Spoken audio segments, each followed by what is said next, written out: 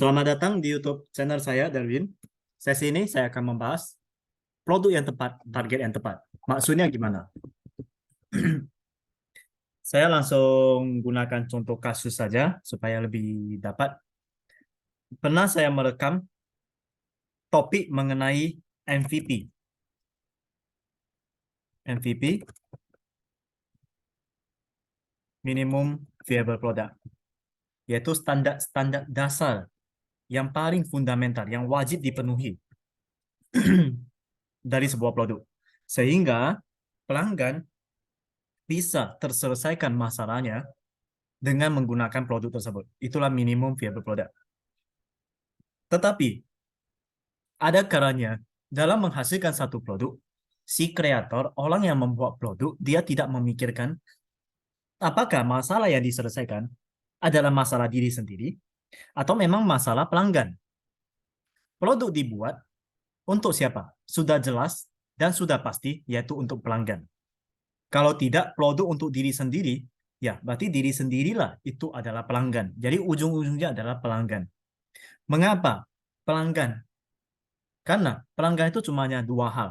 Yang pertama, karena mereka merasakan manfaatnya. Yang kedua, karena pain. Ada kekecewaan terhadap produk tersebut. Makanya, kalau diperhatikan dengan sesama, kita semua sebagai pelanggan, kalau mulai kecewa, pasti akan beralih mencari penjual yang lain. Itulah pain. Kalau misalnya saya punya merasakan manfaat dari penjual yang bersangkutan, maka kecil kemungkinan saya akan beralih kepada penjual yang lain. Itu berarti udah di gain. Jadi ujung-ujungnya adalah pain dan gain. Dan keduanya ini adalah apa? Yaitu masalah emosional. Bukan fungsional. Fungsional berarti fungsinya.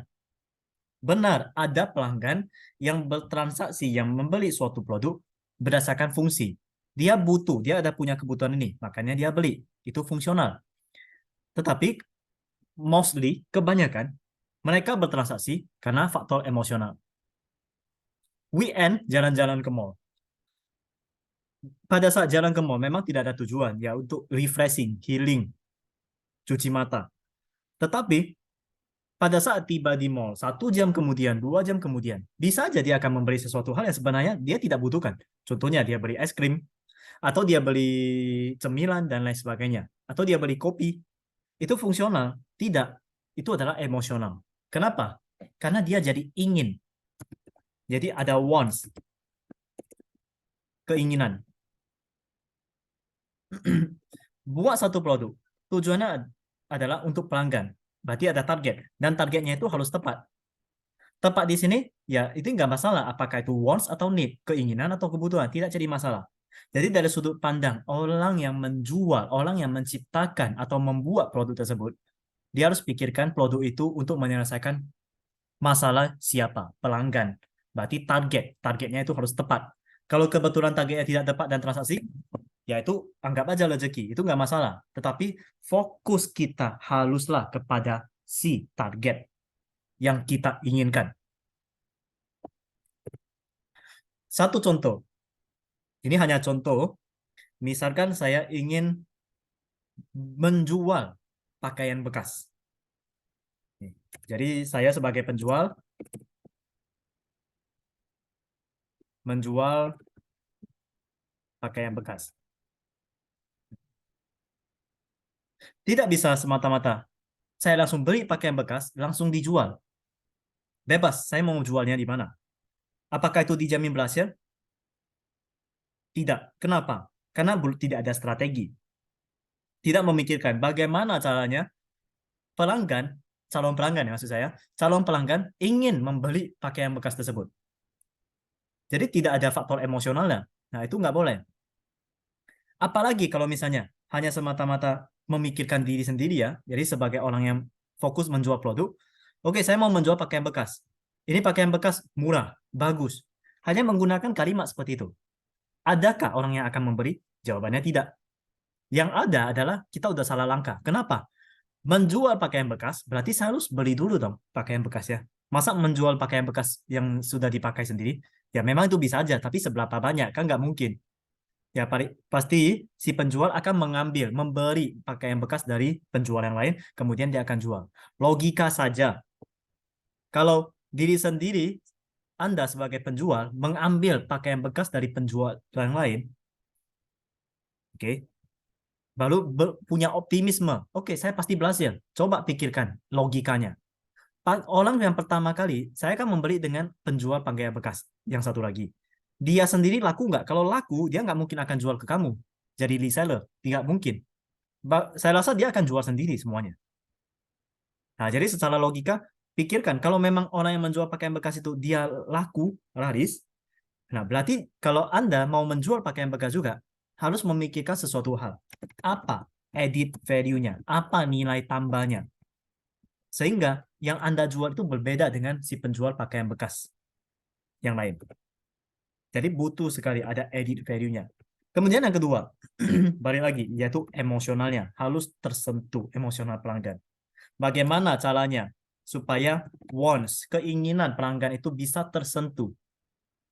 Ambil contoh, misalnya saya membeli pisang dengan jus pisang. Kalau pisang, itu adalah buah-buahan. Jus pisang juga buah-buahan, tapi dalam bentuk jus.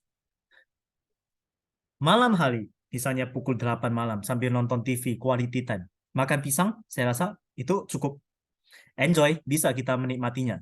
Tetapi kalau misalnya pada kondisi terik, siang hari, 1 jam di jalanan capek, Anda memilih mana? Pisang atau jus pisang? Pasti yang dipilih adalah jus pisang. Nah, sekarang apakah itu fungsional? Tidak, ini masalah emosional. Kalau haus, kenapa dia nggak memilih air putih aja? Kenapa dia harus memilih jus? Jus pisang. Kenapa dia nggak milih pisang aja? Jadi kita harus memikirkan logikanya. Ini adalah masalah emosional sebagai manusia. Ini normal sekali. Jadi produk yang tepat, target yang tepat. Nah, ini dari sisi pelanggan. Sekarang dari sisi penjualnya. Penjualnya berarti tadi kan dia harus bisa memikirkan edit value. Selain dari itu, seorang penjual, dia tidak boleh hanya memikirkan dari sisi dia. Jadi, tempatkan diri Anda, ini sebagai penjual ya, si penjual, di sepatu pelanggan. Artinya apa? Posisikan dirilah sebagai pelanggan. Anda mau menjual pakaian bekas. Anda udah punya beberapa poin. Misalnya, promo, pakaian bekas berkualitas, dan lain sebagainya. Oke, Anda membuat statement seperti demikian. Setelahnya, coba Anda mengalihkan pemikiran Anda sebagai pelanggan. Inilah maksudnya sepatu pelanggan. Anda di posisi pelanggan. Kemudian Anda baca, pakaian bekas berkualitas. Saya nggak mau beli ini. Nah, kalau diri Anda sendiri ketika memposisikan mindset Anda sebagai pelanggan dan Anda sendiri tidak mau beli, berarti itu udah gagal. Maka harus pikirkan lagi cara lain. Inilah maksudnya adalah tempatkan diri Anda di sepatu pelanggan. Oke. Menjual sesuatu hal di sini, menjual berarti sales. Ada sales ya. Sebenarnya ada bisnis, ada marketing, dan ada sales. Ini adalah 3 istilah yang berbeda. Bisnis, ya bisnis. Ini mengenai problem solving. Kalau marketing, berarti pemasaran. Ada targetnya. Pemasaran berarti ada 3 yang disebut STP, segmentasi, segmentation, targeting, and positioning. Segmen dulu, segmen saya itu di usia berapa? Target dari ini segmen kan banyak nih. Targetnya kerjanya siapa? Misalnya menjual pakaian bekas. Oke, target saya adalah ibu rumah tangga. Itu target. Lantas positioning adalah bagaimana? Nah, inilah positioning ini adalah menempatkan diri Anda. Waktu saya menulis ini, saya hanya berpikiran secara praktikal. Ketika saya menulis ini, saya berpikiran sebagai teoritis. Jadi terbukti bahwasanya teori dan praktek itu adalah sejalan. Jadi jangan pernah mengabaikan yang namanya teori. Itu penting sekali. Setelah pemasaran, ini pemasaran nggak udah segmen, target, dan positioning di sepatu pelanggan, barulah si pelanggan itu akan aware. Dia akan mulai sadar, dia menjual pakaian bekas yang berbeda, yang berkualitas. Nah, disinilah baru terjadi sales atau penjualan, atau istilah lain closing. Memulai suatu bisnis itu tidak bisa langsung hajar kepada si sales. Tidak. Pikirkan dulu problem solvingnya. Setelahnya, lalu marketingnya kayak gimana? Setelahnya, lalu sales, penjualan. Apakah kalau sudah marketing, sudah terjadi closing, maka tahapan berikutnya adalah saya hanya fokus saja kepada penjualan. Bisnis saya lupakan. Artinya problem solving saya lupakan, marketing saya lupakan. Tidak, ini nggak boleh. Karena setiap harinya, pagi, siang, malam, pagi, siang, malam, itu kan ada siklus. Kita bangun, makan, tidur, kerja, dan ini kan proses yang berulang-ulang. Jadi hidup aja berulang-ulang, ada siklusnya. Apalagi di dalam menyalurkan sebuah produk. Jadi makanya di sini produk yang tepat, target yang tepat. Produk dan ini target. Produk ini untuk pelanggan, yaitu pada saat pelanggan udah terjadi closing, dia closing bawa pulang, tujuannya ya problem solving. Dia ada masalah. Apakah masalah itu adalah masalah gain atau pain? Bisa aja dua-duanya. Nah, setelahnya, kalau memang di sini dia udah puas, di rumah dia berhasil problem solving, maka sadar tidak sadar, penjual itu akan bantu memasarkan. Ya, balik lagi. Jadi siklus kan terlihat. Memasarkan, dia akan ngomong kepada tetangganya. Kalau mau beri, beri aja sama dia. Bagus kok, walaupun bekas pakainya. Nah, habis itu tetangga dia akan belanja di sini. Terjadi closing. Nah, inilah perputaran.